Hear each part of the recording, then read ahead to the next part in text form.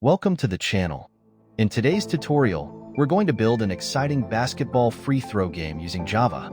This project is a fantastic way to practice your programming skills while creating something fun and interactive. Before we jump into the coding, let's outline the features our game will have. First, we'll create a simple graphical user interface where the player can aim and shoot. We'll also include scoring and a countdown timer to make it more challenging. We are going to use Java's Swing library for our GUI. So, make sure you have your Java Development Kit, JDK, installed and set up on your computer.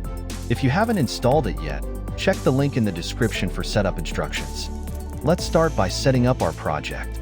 Open your favorite IDE, create a new Java project called Basketball Free Throw Game, and create a new Java file called main.java. This will be the main entry point of our application. Now, let's set up our game window. We will create a class, GameWindow, which extends JFrame. This will handle the game's main window. Here's how to create it. Next, let's instantiate our GameWindow class inside the main method of main. We want our game window to appear as soon as we run our program.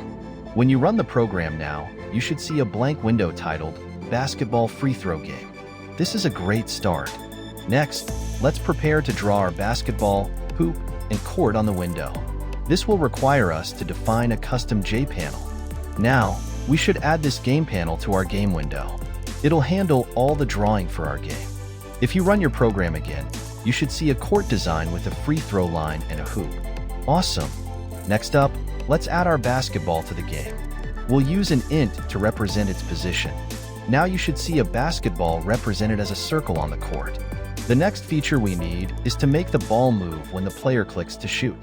After implementing this, clicking on the panel will move the basketball upwards accordingly.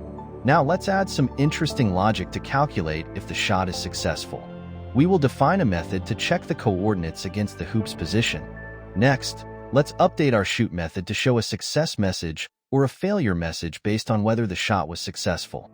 Now, after every shot, a dialog box will pop up telling the player whether they made the shot or missed. Next, we need to implement a scoring system to keep track of how many points the player has scored. As you continue playing, your score will now update each time you shoot. Now let's add a countdown timer. To implement this, we will use a swing timer to reduce the remaining time for shooting.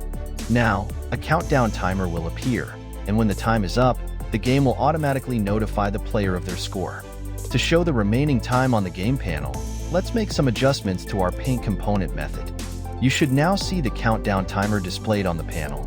It's time to make this game feel more polished. Let's add a reset functionality to restart the game once the time is up, along with a simple UI enhancement. Great!